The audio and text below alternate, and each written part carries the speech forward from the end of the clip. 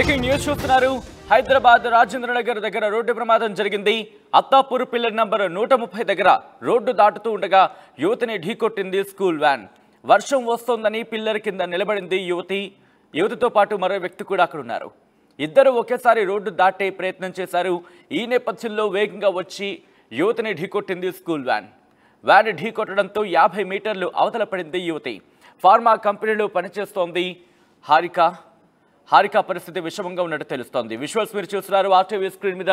ఆ విజువల్స్ మీరు చూడొచ్చు. హైదరాబాద్ రాజేంద్ర నగర్ దగ్గర రోడ్డు ప్రమాదం జరిగింది. అత్తాపూర్ పిల్లర్ నెంబర్ 130 దగ్గర ఆ ప్రమాదానికి సంబంధించి విజువల్స్ మీరు చూస్తున్నారు.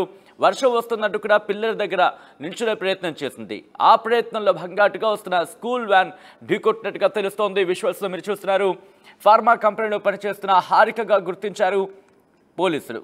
హైదరాబాద్ రాజేంద్ర నగర్ దగ్గర జరిగిన రోడ్డు ప్రమాదానికి సంబంధించిన విజువల్స్ మీరు చూస్తున్నారు ఆర్టీవీ స్క్రీన్ మీద. అత్తాపూర్ పిల్లర్ నంబర్ 130 దగ్గర రోడ్డు దాటుతూ ఉండగా యువతిని ఢీకొట్టింది స్కూల్ వ్యాన్. వర్షం వస్తోందని పిల్లర్ కింద నిలబడింది యువతితో పాటు మరో వ్యక్తి కూడా నిల్చున్నారు. విజువల్స్ మీరు చూడొచ్చు. ఆ సీసీ ఫుటేజ్ని మీరు చూస్తున్నారు. అయితే ఇద్దరు ఒకేసారి రోడ్డు దాటే ప్రయత్నం చేశారు. దీంతో వేగంగా వచ్చిన ఇన్ఫాక్ట్ స్కూల్ వ్యాన్ ఆ యువతిని ఢీకొట్టింది. వ్యాన్ ఢీకొట్టడంతో 50 మీటర్లు అవతల పడింది యువతి.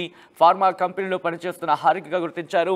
ప్రస్తుతం ఆమె పరిస్థితి తీవ్ర విషమంగా ఉంది. ఒక్కసారి విజువల్లో మీరు చూడొచ్చు. ఆ రెడ్ సర్కిల్లో మీరు చూస్తే కనుక రోడ్డు దాటుతున్న క్రమంలో అక్కడ విజువల్ మీరు చూడొచ్చు. ఒక్కసారి మీరు అక్కడ కనుక అబ్జర్వ్ చేస్తే అదిగో ఐ థింక్ ఒక్కసారి ఫస్ట్ నుంచి ప్లే చేసే ప్రయత్నం చేద్దాం విజువల్ని.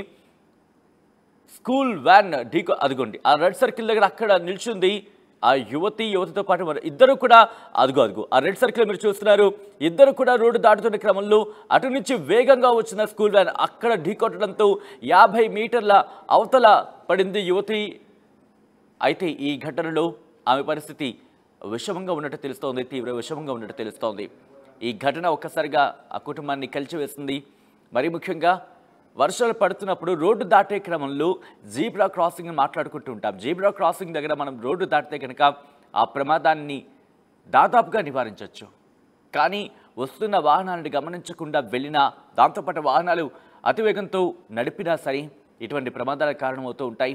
అప్డేట్స్ అందించేందుకు దేవిక సిద్ధంగా ఉన్నారు. దేవిక, ప్రస్తుతం హారిక పరిస్థితి ఎలా ఉంది? సచిన్, ప్రస్తుతానికి అయితే హారిక ఎవరైతే ఫార్మా కంపెనీలో పనిచేస్తుందో తన పరిస్థితి విషమంగానే ఉందని చెప్పొచ్చు. అయితే ప్రస్తుతానికి ఇప్పుడు వర్షాకాలం పడటంతో ఇన్నటి నుంచి కురుస్తున్న కుండపోత వర్షానికి తొందరగా ఇంటికి వెళ్ళిపోవాలి. అయితే ఇది ఏదైతే రాజధాని ఉందో అక్కడ ప్రస్తుతానికి వర్షం పడుతున్న పరిస్థితి కూడా మనకు కనిపిస్తా ఉంది. అయితే తొందరగా ఇంటికి వెళ్ళిపోవాలి, మళ్ళీ వర్షంలో తడుస్తే ఇబ్బంది అని చెప్పి తను ఒక పిల్లర్ 130 పిల్లర్ కింద అత్తాపూర్ 130 పిల్లర్ కింద నించోవడం జరిగింది. అయితే సడన్ గా వర్షం వస్తూ ఉండటంలో తను వర్షంలో తడవద్దు, నేను తొందరగా వెళ్ళిపోవాలి, రోడ్డు క్రాస్ చేయాలనే క్రమంలో అటు ఇటు చూసుకోకుండా కొంచెం ముందుకు వచ్చేయడంతో అట్టే నుంచి వస్తున్న ఒక ప్రైవేట్ స్కూల్ బస్ ఏదైతే ఉందో ఇప్పుడు స్కూల్ టైమింగ్ ఓవర్ అయిపోవడంతో ఆ బస్సు పిల్లల్ని తీసుకొని ఇంటికి వెళ్తూ డ్రాప్ చేస్తున్న సమయంలో సడన్ గా కంట్రోల్ లేకుండా ఉన్న బస్ అని చెప్పొచ్చు. అయితే ప్రస్తుతానికి గుద్దటంతో అమ్మాయిని, ఎవరైతే ఇప్పుడు హారిక అనే అమ్మాయిందో ఆ అమ్మాయిని గుద్దటంతో దాదాపుగా 50 మీటర్ల దూరంలో అయితే పడ్డం జరిగింది. ప్రస్తుతానికి ఆ అమ్మాయితో పాటు ఇంకో మరో వ్యక్తి కూడా ఉన్నాడు. వెంటనే పక్కనే దగ్గరలో ఉన్న ఒక ప్రైవేట్ హాస్పిటల్కి అయితే తరలించడం జరిగింది. అయినప్పటికీ కూడా ఆ అమ్మాయి పరిస్థితి అంటే ఇప్పుడు మనం విజువల్స్ లో కూడా చూస్తున్నాం సచిన అమ్మాయి ఎంత దూరంలో పడింది, ఎంత దారుణంగా పడింది అనేది అక్కడ ప్రతి ఒక్కరిని కూడా భయాందోళనకు గురైందని చెప్పాలి. చిటికల్లోనే అంటే రోడ్ క్రాస్ చేస్తూ ఒక 2-3 అడుగులు దాటంగానే ఈ విధంగా జరగడంతో ప్రతి ఒక్కరు కూడా ఏం జరిగింది, అసలు ఎక్కడి నుంచి వచ్చింది ఈ అమ్మాయి అనే ఒక ప్రశ్న కూడా అక్కడ చుట్టుపక్కల వాళ్ళలో ఉన్న పరిస్థితి కూడా మనకి ఏర్పడింది. అంటే ప్రస్తుతానికి అక్కడ దగ్గరలో ఏదైతే ఇప్పుడు రాజేంద్ర నగర్ అత్తాపూర్ ఏదైతే ఉందో అక్కడ ఒక దగ్గరలో ఉన్న ఒక ప్రైవేట్ హాస్పిటల్కి అయితే తనని తరలించడం జరిగింది. డాక్టర్లు కూడా ట్రీట్మెంట్ చేస్తున్నారు. అయినప్పటికీ కూడా తన పరిస్థితి విషమంగానే ఉందని కూడా డాక్టర్లు చెప్పడం జరుగుతుంది. అయితే ఇటీవల కాలంలో ఎక్కువగా ఈ వర్షానికి యాక్సిడెంట్ అవుతున్న ఘటనలు కూడా ఎక్కువగానే ఉన్నాయి. అంటే చేస్తూ ఉన్నారు. ప్రస్తుతానికైతే ఇప్పుడు ఏదైతే ఉందో ఈ యాక్సిడెంట్ జరిగిందో దీనికి సంబంధించి అంటే స్పీడ్ గా వెళ్ళడమా, లేకపోతే మద్యం సేవించి వెళ్ళాడా, లేకపోతే ఏంటి అనే దాని మీద కూడా పోలీసులు దర్యాప్తు చేపడుతున్నారనే చెప్పాలి. ప్రస్తుతానికి మాత్రం పోలీసులు డ్రైవర్ ని ఎంక్వైరీ చేస్తున్నారు ఏ విధంగా జరిగింది ఏంటని. అయితే అతను చెప్తున్న వర్షన్ ఏంటంటే వర్షం పడుతుంది, దాని కారణంగా నాకు మిర్రర్ సరిగా కనిపించలేదు, దాని కారణంగానే ఈ యాక్సిడెంట్ జరిగిందనేది ఆ డ్రైవర్ చెప్పడం జరుగుతుంది. కానీ పోలీసులు మాత్రం అతను అన్ని కోణాలుగా ఎంక్వైరీ చేస్తున్నారనే చెప్పాలి. సీసీటీవీ ఫుటేజ్ లో మాత్రం మనం చూస్తున్నట్టయితే తను రోడ్డు దాటుతున్న క్రమంలోనే నిర్ణీత స్పీడ్ లోనే వెళ్తున్నాడా, నిర్ణీత వేగంలోనే వెళ్తున్నాడా, అతి వేగంతో వెళ్తున్నాడా?